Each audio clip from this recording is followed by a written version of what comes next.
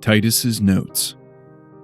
Michelle Vander, 21, Jagger's Nest. Chengguang Song, 19, Seeley's Dray. Beatrice Jacobs, 19, Jagger's Nest. Arlene Smith, 20, Jagger's Nest. Dorothy Thames, 18, Seeley's Dray. 5 girls missing over a 7-week period. The handwriting changes for the following sentences and was hastily crossed out. Why does he care about the missing? He should have other priorities. He always was one to take up a cause. That's why we chose him. The disappearances are connected. I know they are. The faculty claims the students simply left the island to return to their respective homes, but no record of their departure exists, and no mention of it to their classmates and friends was ever made, though all of these subjects were relatively low profile. Each one kept fairly to themselves other than brief interactions with fellow students and housemates. There appears to be no connection in academic study or background. The handwriting changes abruptly again. Should we help him? And do what? Tell him that they're all dead? You think that would make him less obsessed? Will you fools stop taking control while he's writing? He'll be able to read all of this. Dead. No, they can't be dead. I'll find them. This sick world has taken too many innocent souls as it is. This place was supposed to be different. 1 drop of essence of licorice, 2 pinches of lye, shavings from a boar's rib, jewel weed extract, 1 drop of vanilla, 1 teaspoon of sugar. Encased in flannel or leather. Recite the prayers or incantations before sealing, not after. Conjure should heighten senses and compel those around to tell the truth. Michelle Vander, 21, Jagger's Nest. Chengguang Song, 19, Seeley's Dray. Beatrice Jacobs, 19, Jagger's Nest. Arlene Smith, 20, Jagger's Nest. Dorothy Thames, 18, Seeley's Dray. Cynthia Pride, 17, Jagger's Nest. I will find you. All of you. Titus Bowman. Chapter 8. Corveil wandered rather aimlessly through Leviathan Hall after leaving Lucien's office. Their conversation had shaken him to his core. His memories fought for dominance in his mind. The battles, the blood, the death. He caught a glimpse of his ghost around every corner, behind every door, and within the eyes of every student he passed. It was sneering at him, taunting him. He had to get out into the open air, but in his haste, he descended deeper into the bowels of the Leviathan. Corridor after corridor, hall after hall. He had no concept of where he was now, but he could hear his ghost laughing and screaming from everywhere around him. He saw its glowing yellow eyes in every shadow, its gaunt form in every reflection. A number of students that he stumbled past reached out for him in concern, but all he could see was the flayed forms of the men he had killed, trying to bring him down to hell with them. He broke into a run. He had to get out. The walls closed in on him, trapping him in endless torment. There was nowhere to run. He burst into a nearby classroom that was abandoned and slammed the door closed behind him. He sank to the floor, tears streaming down his face and burning his scars. His missing right hand felt as if it was being skinned alive. He pounded it into the oak door of the room and cried out in agony. The ghost was already there, waiting for him. Everything grew dark. The ghost called out his name. Pale, bony hands grabbed his shoulders from behind, and he spun around, flailing in pain. It's me, Victor. The anorexic creature screamed. Snap out of it. The ghost reared back its clawed hand and slapped Corveil square in the face. He slumped to the floor, and his vision started to clear. He looked up to see Keen crouched over him, panting. "Keen," he croaked. She sat down on the floor next to him and placed her hand on his shoulder. "It's all right. You're safe now. I'm here." He squeezed his eyes shut, and despite his best efforts to prevent them, tears streamed down his face onto the floor. They sat there for several minutes in silence, him crying, her awkwardly sitting beside him patting his arm. Eventually, he pulled himself together and sat up beside Keen. His episode had passed, and his mind and body had resumed their normal functions, for now. "I'm sorry you had to see me like that," he said. She looked over at him with concern. "Are you all right?" she asked. "No," he sighed deeply. It had been a good couple of days, but deep down he knew that it couldn't have lasted. "What were you doing in here?" he asked her. Her face flushed. It was the first time he had ever seen anything resembling embarrassment from her. Even when he had barged into her room, she wasn't embarrassed as much as she was scared and furious. "Hiding from Cynthia." He looked at her inquisitively. "You're hiding from... Wait, what?" he exclaimed. She looked to the floor. "She's been chasing me around all day, saying she wants to talk to me alone." Corveil's eyebrows rose involuntarily, prompting her to elbow him in the ribs. "After she couldn't catch up with me, she left a message at the den to meet her tonight at 10 next to the fountain in the courtyard." "Do you think she is going to confess?" he asked. Keen groaned, and her body rolled back until she was laying flat on the floor. "I don't know. Probably." The awkward, embarrassed feeling that was clearly plaguing Keen spread to Corveil as well, like an infection. "What are you going to do?" "I think I have to tell her the truth, right? If she was some random student, I could just blow her off and move on with my life, but she's your friend. I want her to be my friend. I'm tired of the way she looks at me, the way they all look at me.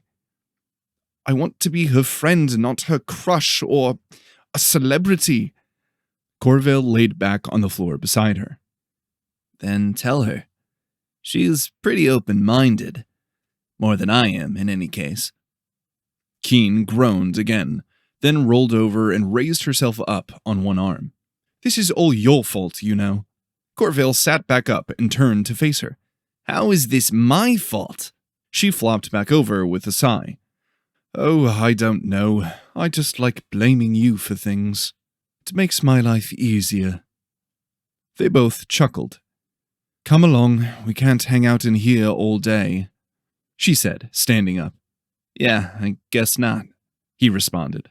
Except hiding away from everyone was exactly what he wanted to do right now. The memories of the war, whether real or fake he did not know, were still pelting at the back of his mind, and he was only barely able to keep them at bay. Being here, talking to Keen like a friend. Surprisingly, it helped a little. He reluctantly stood up, and the two of them exited the room together. He returned to his dorm after a full day of lectures and studies. He hadn't had any more episodes, but they were easier to avoid when surrounded by his friends, despite him not seeing Cynthia since before his encounter with Lucien. He closed the door of his dorm room and turned around to see his ghost inches from his face, its hollow yellow eyes boring into his soul. His body froze with terror and began to tremble. He knew the ghost wasn't real. He knew it was all in his head, but that didn't stop the pain from washing over his entire body when the creature unhinged its jaw and let out a blood-curdling scream. Corveil's world turned red, and he struggled to maintain his footing as everything around him shook. He stumbled forward, pushing through the ghost's emaciated form, only to be met by it again and again. Each time he pushed past it, it was waiting for him on the other side. He screamed in agony as the bullets and bombs screeched overhead, as the blood flowed like a river through the trenches. Corveil! He heard a disembodied voice call out. Was it his sergeant? Had someone found him? His right hand that he knew was no longer there burned with a pain like he had never felt before. His face was melting away. He was trudging through the mud, through the woods, through the rubble, wading across the river. He had to get out, get back to the others, to his squad.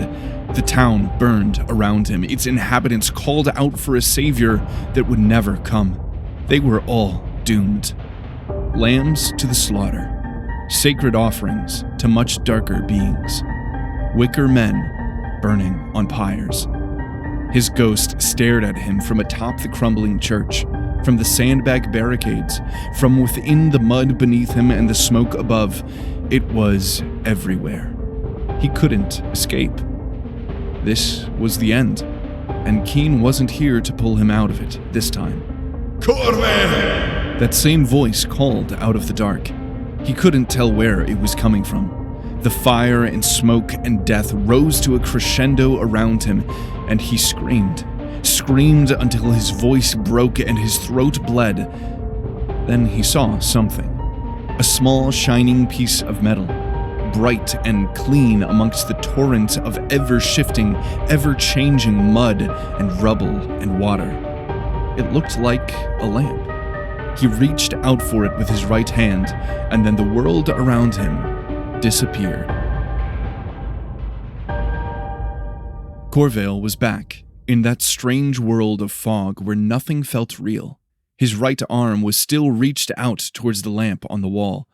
He could vaguely see an outline of where his hand was supposed to be, grasping the lamp. Thin lines of fog running through it like veins and connecting to the abrupt end of his arm. And I thought my mind was messed up, the voice said from behind him. What was that thing? It asked. My ghost. My past. Corveil mumbled, still trembling. He released the lamp from his phantom hand, and the outline that he almost thought he had seen faded away to nothing. Well, you're safe from it in here. It can't hurt you while you're in someone else's mind.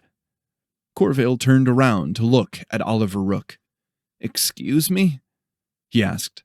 You're in my mind, boy. Or at least what's left of it. A look of loss came over the older man's face. It's a long story. I'll tell you some other time.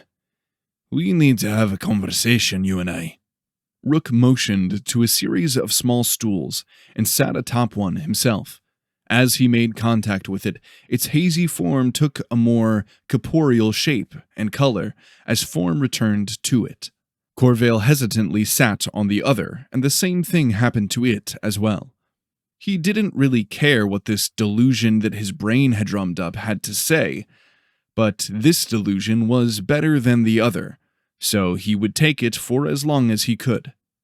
You cannot trust Phoros, he said curtly.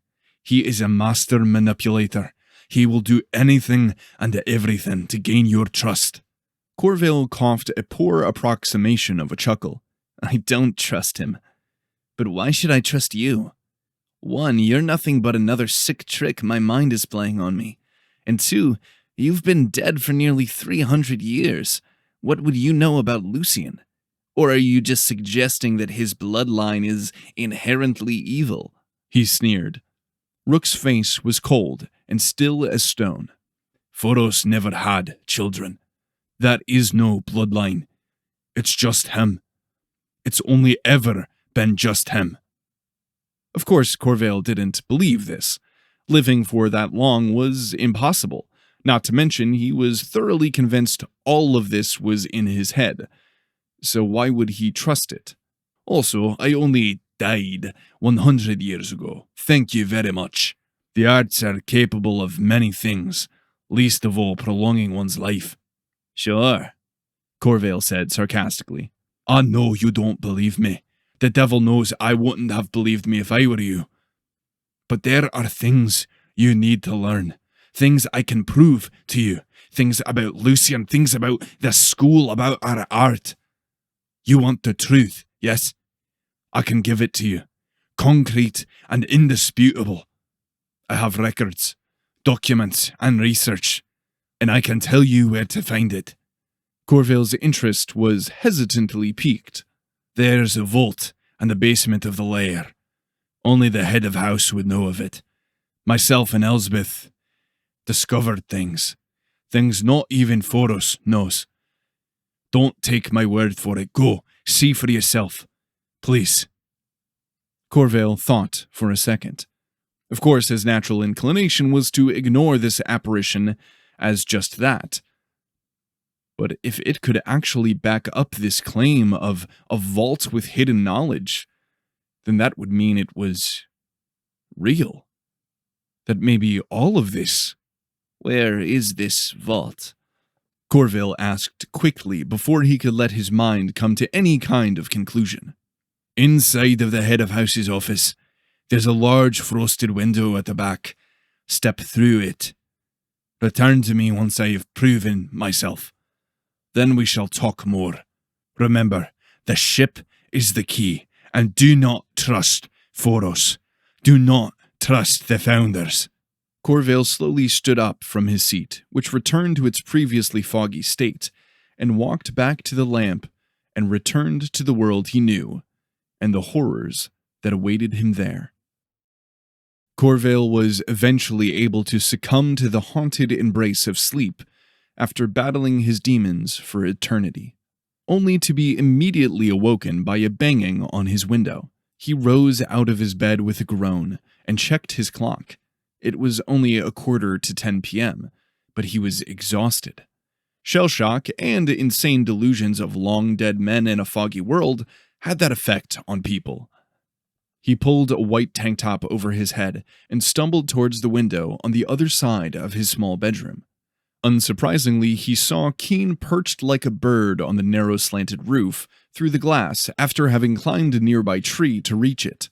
She had done this before, but usually to annoy him in the mornings, never this late into the night. He opened the window and Keen jumped in without a word. "What are you doing?" he asked, still groggy. She paced back and forth between his bed and his small writing desk for several moments. "Cynthia's gone," she said after completing her 5th pacing lap. "What do you mean she's gone?"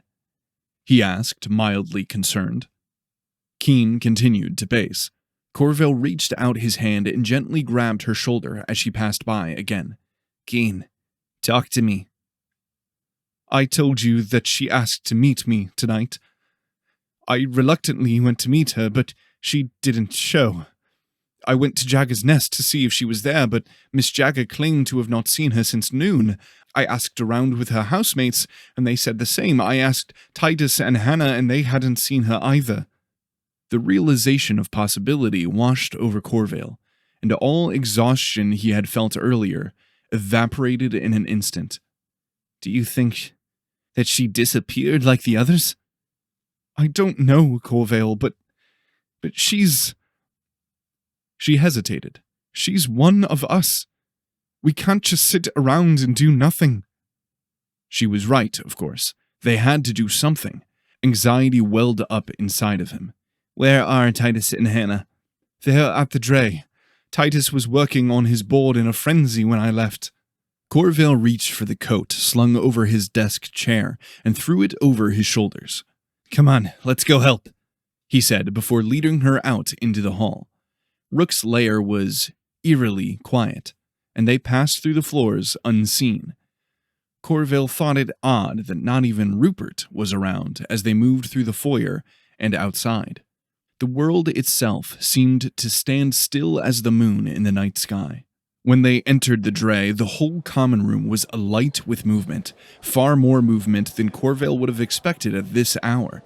Titus was frantically scrawling on his blackboard and mumbling to himself in a strange voice that Corveil couldn't quite understand.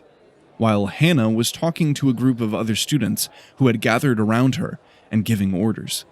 After listening to her, several students would break away quickly and begin sifting through stacks of paper or talking to other groups waiting around.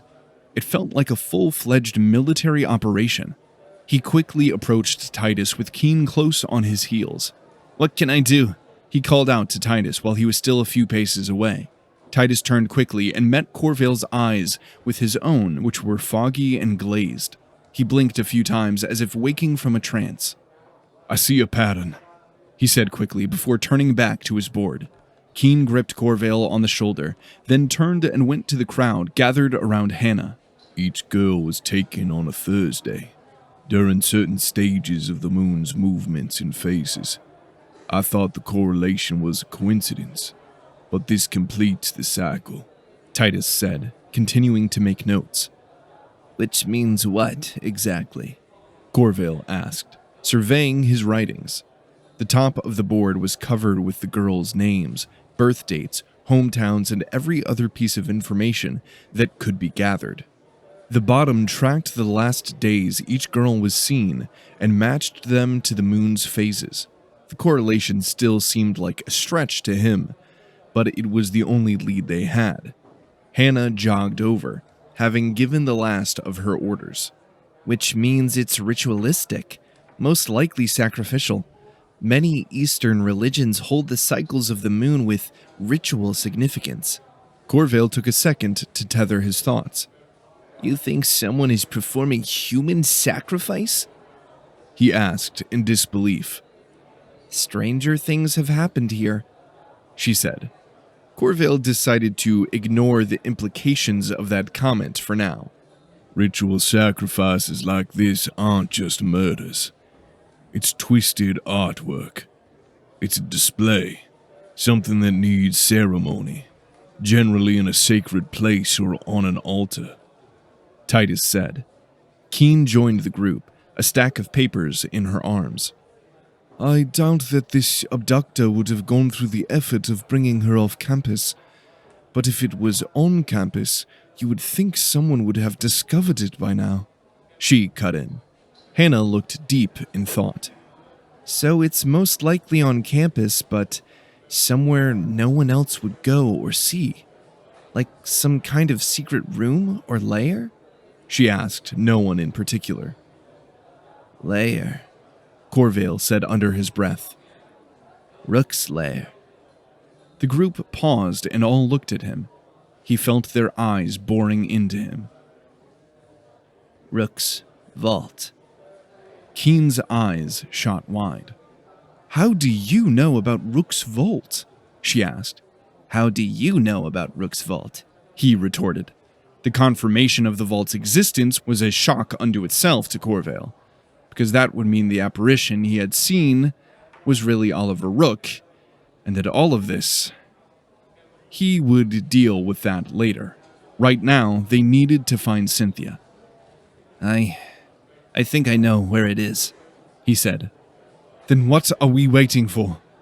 Keen asked, dumping her stack of papers on a nearby desk. She looked like she was about to bolt. Corveil reached out and put his hand on her shoulder. "If we're gonna do this, we need backup. Can you find Lucien?" he asked her. "We don't need Lucien," she said adamantly. "Keen, you know this place better than anyone, and you know Lucien personally. You have the best chance of talking to him. We need all the help we can get. Please." She sighed deeply, then reluctantly nodded. "When you get back, there's a window in Rupert's office. Step through it." She shot him an odd glance, but then nodded and hurried off to find Lucien. He turned to Hannah and Titus, who were both watching him curiously. "Are you ready?" he asked, and they both nodded firmly. The three of them walked through the cool night, the moon shining brightly overhead. The world was eerily quiet save for the howling wind. They approached the imposing structure of Rook's lair, where Corveil had fought to gain sleep just minutes before, and entered into the foyer. All was quiet, and Rupert's desk sat empty. Corveil cautiously led the group into Rupert's office and past his desk, down a narrow corridor that presumably led to the head of house's living area. Within a small alcove in the narrow hall sat a tall, steepled window. Its glass was frosted over, reflecting the pale moonlight beyond. He peered at the strange window from various angles, noting the parallax of the light and searching for anything out of the ordinary. He placed his ear against the cool glass and heard the night's wind flowing beyond. It was just a normal window. He thought back to his encounter with Rook. "Step through the frosted window," he repeated from memory. He still didn't believe any of this was real. But Cynthia was in danger, and he was not going to let his pride and disbelief get in the way of helping her if there was any chance of this working. "It has to be some kind of door," he added, peering around the frame, looking for a latch or a hinge. Hannah stepped forward and held up her ringed right hand. It reflected the moonlight shining through the window in a bright glow. "Or maybe you're overthinking it," she said. The entire structure of the window began to glimmer and glow as if reacting to her ring. She took a deep breath and then literally stepped through the solid window and vanished from sight. Both he and Titus were taken aback in surprise. Their eyes met in disbelief. He didn't understand what was going on, but he couldn't worry about that now. His mind would have to wait to try and justify what was going on until after Cynthia was safe. He pulled his wooden pen with a copper cap out of his shirt pocket and placed it on the ground facing the window to help Keen and Lucien find them. Then, with a deep breath, he too stepped headfirst through the solid window. For a second, he thought that the world had disappeared like it did when he had entered Rook's mind. But then the dim glow of Hannah's ring in front of and below him helped him realize that he was simply in pitch darkness. Titus slammed into his back, and he lurched forward into Hannah. "Watch it!" she hissed in a whisper. Corveil and Titus apologized in chorus. Hannah whispered something under her breath, and her hand ignited in flame like Keen's had before. However, the flames emitting from Hannah's hand were blue and comparatively dim. The lapping flames still illuminated the narrow stone stairway that descended down into an infinite darkness. He blinked against the harsh light, and Titus covered his eyes with his hand. They walked down the steep steps in silence, with Hannah leading the way. After several moments, Corveil spotted a dim light in the depths, like a torch's light bouncing around a corner. He tapped Hannah's shoulder and pointed. She nodded and extinguished the flames bursting from her hand. They drew closer to the light and reached the bottom of the stairway, and were met with a wall and a hallway leading to the left. Torches hung from wall sconces and illuminated the stone passageway. The hallway opened at its end 20 feet from them into a much larger room, and he thought he could hear a low chanting over the sounds of torch flame. As they crept towards the opening, the chanting got louder, and Corveil could just start to make out the syllables, though he couldn't understand the words they made up. It was an ominous sound that sent shivers throughout his whole body. They hesitated at the entry and stared down into the stone vault below. The large room looked like an inverted stepped pyramid descending nearly 100 feet down, with a mirrored structure acting as its ceiling. Various doors and passageways were cut into the tiered walls, and stairs ran down from the center of each of the 4 sides. Massive stone pillars formed a circle halfway down. At the center of the room and at the lowest point was a flattened area several yards across where a stone altar sat. 4 robed and hooded figures stood swaying around the altar, and Corveil could just make out a fluffy mop of bright orange hair laid out on the stone slab. It was Cynthia. Was she alive? He couldn't tell from here, but she was there, and that fact alone seemed to lift a weight off his shoulders. A heavy hand laid on Corveil's shoulder, and he started back. He spun on his heel to see Lucien and Keen. Lucien motioned for him to be quiet. He glanced around at the party they had assembled, then slowly removed the ring, which was still on his right hand. He raised it to his lips and whispered something to it before handing it to Keen, nodding to her. She nodded back. Then he said in a hushed tone, I think it would be best for me to try and speak with them before we do anything rash. Our focus must be protecting Miss Pride. Hannah and Keen, circle around the side and prepare a blasting spell. I would prefer to keep everyone here alive, so wait for my signal. Corveil and Titus, follow me.